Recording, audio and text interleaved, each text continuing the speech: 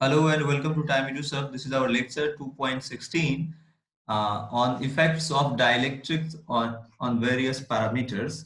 So in this lecture, the topics that will be covered are effects of dielectric on various parameters like charge, electric field, potential, capacitance and energy stored in a capacitor. So हम लोग पढ़ेंगे इस lecture में कि एक capacitor में अगर एक पैरेलल प्लेट कैपेसिटर में लोग डाइलेक्ट्रिक डालते हैं तो इसके डिफरेंट पैरामीटर्स के ऊपर क्या असर पड़ता है, चार्ज में क्या बदलाव आता है, इलेक्ट्रिक फील्ड में क्या बदलाव आता है, पोटेंशियल में क्या बदलाव आता है, कैपेसिटेंस में क्या चेंजिंग आता है और एनर्जी में क्या चेंजिंग आता है। तो हमने कैपेसिटेंस में चेंजिंग और इलेक्ट्रिक फील्ड में चेंजिंग ऑलमोस्ट इससे पहले वाले लेक्चर में जो हमने देखा था उसमें ये सब के ऊपर डिस्कशन हम लोगों ने किया था, ठीक है। और इस लेक्चर में हम लोग क्या बात करेंगे कि जब एक कैपेसिटर को चार्ज करके मतलब एक बार पहले एक बैटरी से कनेक्ट करने के बाद उसको डिस्कनेक्ट करके एक चार्ज कैपेसिटर को रखते हैं और उसके बाद इसमें डाइलेक्ट्रिक डालते हैं तो क्या होता है इन पैरामीटर्स पे। और उसके बाद दूसरा बात ये देखेंगे कि अगर इसमें हम लोग ये लगा रहने ही दें अगर पोटेंशियल डिफरेंस और उसके बाद इसमें डाइलेक्ट्रिक को इंट्रोड्यूस करें तो क्या होगा इसको डिस्कस करेंगे। Okay, so let us start. तो हमने सी कैपेसिटेंस का एक कैपेसिटर लिया है, पैरेलल प्लेट कैपेसिटर। ओके, और इसके बाद इसे किसी भी वोल्ट के पोटेंशियल के साथ बैटरी के साथ से कनेक्ट कर दिया तो इसके ऊपर हमारे पास प्लस क्यू चार्ज डिपॉजिट होगा और यहाँ माइनस क्यू चार्ज डिपॉजिट हो जाएगा। Okay, so can write it c is equal to q upon v. तो अब इसके बाद क्या करेंगे, इस सेल को इस बैटरी को हम इससे डिस्कनेक्ट कर देंगे। तो ये केस जो होगा हमारा, ये फर्स्ट केस होगा when battery is disconnected। जब हम बैटरी को डिस्कनेक्ट कर देंगे यहाँ से तो अभी क्या है, अभी ये चार्ज तो है स्टिल, इसके पास चार्ज क्यू है और पोटेंशियल इस दोनों एंड के बीच में पोटेंशियल भी है, ऐसे हम पीछे निकाल सकते हैं।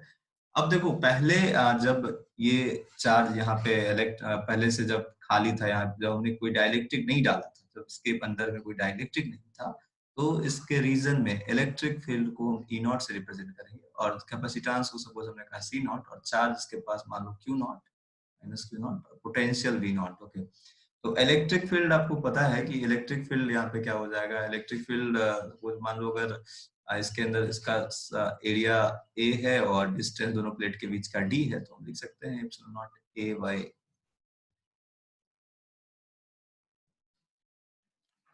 Epsilon not. ये अभी इसके रीजन में जब खाली कोई डाइलेक्ट्रिक नहीं है तो इलेक्ट्रिक फील्ड हमारा ये होगा। ओके, और पोटेंशियल का इलेक्ट्रिक फील्ड के साथ रिलेशन भी हमें पता है, v is equal to E naught into D. तो ये v naught is equal to E naught into d. Okay, और एक और टर्म एनर्जी, एनर्जी क्या स्टोर्ड हो जाएगा इसमें, एनर्जी स्टोर्ड अगर मान लेते हैं यू से रिप्रेजेंट करता है, so u is equal to 1/2 c naught v naught square. Okay, अब इसके बाद क्या करेंगे हमने यहाँ पे के कैपेसिटेंस के डाइलेक्ट्रिक कांस्टेंट का एक डाइलेक्ट्रिक को पूरी तरीके से इसमें फिल कर दिया और अब देखते हैं कि क्या इम्पैक्ट पड़ता है यहाँ पे।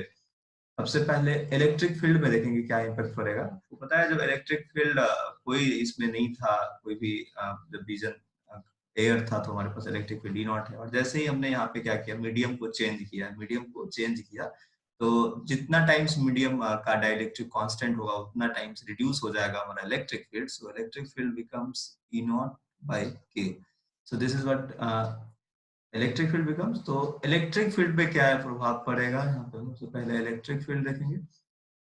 इलेक्ट्रिक फील्ड पे जो प्रभाव पड़ेगा, इलेक्ट्रिक फील्ड हमारा हो जाएगा डिक्रीज न्यू इलेक्ट्रिक फील्ड जो होगा वो हो जाएगा ई नॉट बाई के। तो के टाइम्स क्या हो जाएगा, ये रिड्यूस हो जाएगा। ओके, और उसके बाद पोटेंशियल का बात करेंगे तो potential new potential is equal to E into D करोगे। तो clearly E is equal to E naught by K हम लिखते हैं, तो E naught by K into D. तो E naught into D is equal to original potential V naught. So आप क्या लिख सकते हैं यहाँ पे, v is equal to V naught by K. तो पोटेंशियल भी क्या हो जाएगा, डिक्रीज करेगा। सो पोटेंशियल डिफरेंस जो होगा दो प्लेट के बीच का is also reduced or decreased. Okay, so new potential difference is equal to V naught times K. अब उसके बाद हम देखते हैं चार्ज के ऊपर क्या इफेक्ट पड़ेगा। देखो चार्ज एक्चुअली जितना इसमें हमने स्टोर किया, तो चार्ज उसके कैपेसिटी के ऊपर, मतलब जैसे जितना अभी एक बार चार्ज आ गया तो चार्ज उतना ही रहेगा, चार्ज में कोई चेंज नहीं होगा। Okay, so charge does not changes, charge change नहीं करेगा। रीजन, क्योंकि यहाँ पे देखो जब तक बैटरी कनेक्टेड था तब तक चार्ज इसमें आ रहा था, बैटरी हमने डिस्कनेक्ट कर दिया तो कुछ सर्टेन अमाउंट का चार्ज एक बार अब स्टोर हो गया, तो अब इसमें नया चार्ज तो क्रिएट नहीं होगा ना, due to conservation of charge. Charge conserve होता है एक क्लोज सिस्टम अगर आइसोलेटेड है तो इसमें न्यू चार्ज तो आएगा नहीं। ओके, सो नया चार्ज नहीं आएगा तो इसमें चार्ज जो होगा वो कांस्टेंट रहेगा, चार्ज चेंज नहीं करेगा। Okay, so Q will not change, Q क्या होगा, क्यू चेंज नहीं करेगा। अब उसका कैपेसिटी का देखते हैं, capacitance is equal to, q change नहीं करेगा but v naught, v is changing, so q naught by v आप लिखोगे तो सी इज इक्वल टू क्या लिख सकते हैं, C is equal to, C is equal to Q by V naught by K. So C is equal to K times Q by V naught, and Q by V naught is C naught. तो हमारा capacitance जो होगा, capacitance will increase by K times. Okay, capacitance increase करेगा। Okay, अब energy देखते हैं क्या होगा पहले। तो यहाँ एनर्जी के लिए देख लें तो U जो यहाँ पे चेंज U होगा वो हो जाएगा 1/2 इंटू सी नॉट, यहाँ पे C ओरिजिनल जो लिखोगी हो जाएगा K इंटू सी नॉट, और V नॉट की जगह पे आप लिख दोगे क्या, V नॉट भी चेंज हो रहा है तो V नॉट का square by K square. So energy will also decreased, so 1 upon K into 1/2 C naught V naught square new U। तो एनर्जी भी हमारा जो होगा, energy will also reduce by K, dielectric times reduce करेगा। Okay, एक बार overview देख लेते हैं। जब बैटरी हम डिस्कनेक्ट करके रखेंगे तो चार्ज, ओरिजिनली चार्ज हमारे पास Q नॉट है। ओके, और इलेक्ट्रिक फील्ड E नॉट है, पोटेंशियल डिफरेंस V नॉट है, कैपेसिटेंस C नॉट है, और एनर्जी U नॉट है। ठीक है, और इसमें हमने क्या किया है, के टाइम के डाइलेक्ट्रिक कांस्टेंट का एक डाइलेक्ट्रिक डाला है, तो चार्ज जो हमारा होगा चेंज, चार्ज कांस्टेंट रहता है, चार्ज कांस्टेंट रहेगा। इलेक्ट्रिक फील्ड डिक्रीज करेगा, पोटेंशियल भी ग्रेजुअली डिक्रीज करेगा, decreases, capacitance increases, energy stored decrease. अब कितना टाइम्स, अगर के डाइलेक्ट्रिक कांस्टेंट है हमारा तो न्यू क्यू जो हो जाएगा क्यू नॉट के इक्वल रहेगा। तो new electric field will be electric field original divided by K, new potential is original potential divided by K, and capacitance is equal to K times C naught, and energy is equal to 1 by K times U naught. So this is overall, जब हम battery को disconnect कर देते हैं तो now we will look at जब battery हम connected रखेंगे तो क्या इफेक्ट्स होगा। तो नाउ अब बैटरी को हम कनेक्टेड रखेंगे, जैसे हमने यहाँ पे सी कैपेसिटेंस के कैपेसिटर को, सपोज ओरिजिनली इसका कैपेसिटेंस अगर सी नॉट था, पोटेंशियल यहाँ भी है, और मान लो इसके ऊपर अब चार्ज सपोज डेवलप होगा, चार्ज जैसा पॉजिटिव प्लेट पे और ये नेगेटिव प्लेट। तो अब क्या करेंगे, थोड़ी देर के बाद हम इसमें क्या करेंगे, डाइलेक्ट्रिक इंट्रोड्यूस कर देंगे, डाइलेक्ट्रिक कांस्टेंट के का। तो इस केस में हम देखना है कि क्या क्या चेंज होगा, क्या सब इसमें इफेक्ट्स आएगा डाइलेक्ट्रिक का। तो सबसे पहले कुछ बातें आपको समझ लेनी है कि पोटेंशियल डिफरेंस इस दोनों प्लेट के बीच का जो होगा, ओके, जब हम कनेक्टेड रखते हैं, इसका मतलब क्या है कि यहाँ से यहाँ पे चार्ज को ले जाने में जो हमें वर्क करना है वो work done in the potential difference. So ये पोटेंशियल डिफरेंस क्योंकि एक पर्टिकुलर सोर्स से मिला है हमें, तो ये सोर्स जब तक रहेगा तब तक पोटेंशियल डिफरेंस वो मेंटेन रहेगा। तो उस हिसाब से इलेक्ट्रिक फील्ड इसके अंदर में, electric field is also associated with potential, so V by D, और आप बोल सकते हो V is equal to E into D। कुछ अगर ओरिजिनली हम V नॉट अगर ऐसा रखते हैं, V not is equal to E not into D, तो अगर आप यहाँ डाइलेक्ट्रिक डाल देते हो, देखो पिछले केस में क्या था कि जब हमने बैटरी को डिस्कनेक्ट कर दिया था तो डायलेक्ट, तो बाहर से कोई पोटेंशियल डिफरेंस एक्सटर्नल जो वर्क डन था, ये जो बैटरी लगा था वो था नहीं, तो पोटेंशियल रिड्यूस हुआ, तो चार्ज भी यहाँ से जाने में, मूव करने में जो वर्क डन होता है वो रिड्यूस करता। लेकिन यहाँ पे एक्सटर्नल वर्क डन का जो डिवाइस यानी बैटरी जो हमने लगा के रखा है, ये तो कनेक्टेड है अभी भी, तो ये जब चेंज नहीं हो रहा है, ये वी नॉट जब चेंज नहीं हो रहा है, तो जाहिर सी बात है कि और डिस्टेंस दोनों प्लेट के बीच का वो भी चेंज नहीं कर रहा है, तो इलेक्ट्रिक फील्ड भी चेंज नहीं करना और पोटेंशियल भी चेंज नहीं करना है। Okay, so electric field and electric potential या इलेक्ट्रिक पोटेंशियल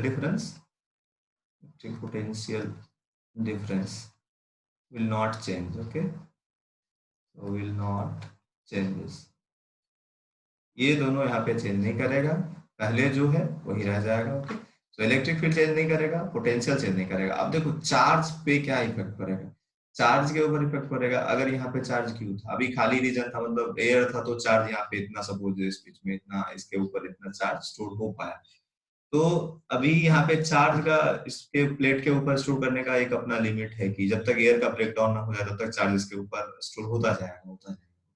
लेकिन अगर कुछ टाइम के बाद क्या होगा, मान लो एयर ब्रेकडाउन होता है, तो चार्ज का फिर वो स्टोर, चार्ज जो यहाँ से लीक करना स्टार्ट कर देगा और चार्ज हम उससे ज्यादा स्टोर नहीं कर पाएंगे। लेकिन जब डाइलेक्ट्रिक डाल देते हैं तो चार्ज का जो स्टोरिंग कैपेसिटी है वो बढ़ जाता है, क्योंकि फिर यहाँ पे एयर का जो डाइलेक्ट्रिक ब्रेकडाउन या डाइलेक्ट्रिक स्ट्रेंथ जो है वो इंक्रीज कर जाता है काफी।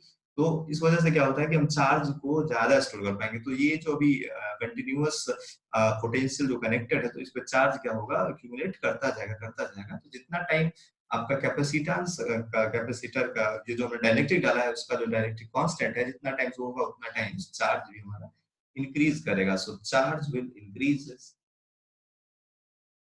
चार्ज क्या होगा, इंक्रीज कर जाएगा। So new charge will becomes k times पुराना charge. Okay, so k times q naught. अब चार्ज इंक्रीज कर जाएगा तो कैपेसिटेंस जो होगा हमारा, capacitance c, c is equal to also, c is equal to हो जाएगा Q upon B. So Q is changed by K, Q naught, and B is V is not changing. तो ये तो हमारा ओरिजिनल पोटेंशियल कैपेसिटेंस हो गया। So new capacitance will also become K times original. Okay, so capacitance will also increase, capacitance क्या होगा, बढ़ेगा। उसके बाद एनर्जी देखते हैं, energy store. So U is equal to, अगर कैपेसिटेंस चेंज हो रहा है तो ये भी चेंज करेगा, हाफ CV स्क्वायर। तो V तो चेंज नहीं कर रहा, तो यहाँ पे हम सीधा लिख सकते हैं 1/2 into K into C naught into V square. So K times 1/2 C naught V square. So U is equal to K times U naught. तो एनर्जी भी इंक्रीज करेगा। Okay, so energy will also increases.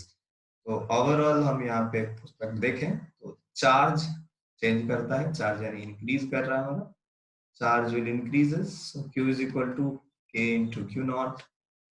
Capacitance increases, okay, so C is equal to KC naught.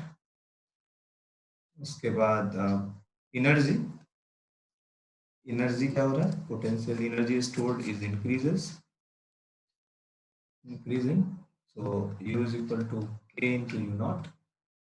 ये तीन चीज बढ़ेगा, बाकी V and E remain constant. So this is all about जब हम बैटरी को कनेक्ट करके रखें या डिस्कनेक्ट करके रखें और उसके में अगर डाइलेक्ट्रिक डालते हैं, तो ये जो डिफरेंट पैरामीटर्स हैं QC, V, U, E, इन सब के ऊपर क्या क्या प्रभाव पड़ता है। ओके, सो हमने देखा ये U एनर्जी है, V इसे भी नहीं समझना, ये U है energy. Okay, and E is electrical, V is potential. तो जब बैटरी कनेक्टेड नहीं था, जब बैटरी को हमने डिस्कनेक्ट कर दिया था, तो हमने देखा कि चार्ज के ऊपर कोई प्रभाव नहीं पड़ा, कैपेसिटेंस बढ़ने लगा, उस केस में ही बढ़ा, कैपेसिटेंस इस केस में ही बढ़ रहा है, पोटेंशियल एनर्जी वहां पे डिक्रीज कर रहा था, पोटेंशियल डिक्रीज कर रहा था, इलेक्ट्रिक फील्ड डिक्रीज कर रहा था। इस केस में इलेक्ट्रिक फील्ड पोटेंशियल के ऊपर कोई प्रभाव नहीं पड़ रहा, एनर्जी इज डिक्रीजिंग उस टाइम में, सॉरी इंक्रीजिंग उस टाइम में डिक्रीज कर रहा था जब बैटरी को डिस्कनेक्ट कर दिया था। जब उसका कनेक्टेड है तो एनर्जी इंक्रीज कर रहा है because capacitance is increasing and charge is also increasing. So this is overall about effects of dielectric on various parameters. So इस लेक्चर में इतना ही। So next लेक्चर में हम लोग देखेंगे वैनिटी ग्राफ जनरेटर को, और उसके बाद कुछ कैपेसिटर्स को जोड़ने का कॉम्बिनेशन ऑफ कैपेसिटर के लिए जो काफी कॉम्प्लेक्स मेथड्स होता है उसके ऊपर कुछ स्पेशल तरीका और देखेंगे। And after that the chapter will be completed. तो आप लोग जितना भी पढ़ा है अभी तक सबके लिए आप एनसीईआरटी से क्वेश्चंस कर सकते हो। बाकी जो भी बुक्स आपको करना है पोटेंशियल यानी एनसीईआरटी के हिसाब से chapter 1 and 2, chapter 1 and 2 is completed overall. तो इससे रिगार्डिंग जितने भी प्रॉब्लम्स आपको एससीबी से बनाना है, एनसीईआरटी से बनाना है, जिस बुक से बनाना है बनाओ। Okay, thanks for watching, God bless you all.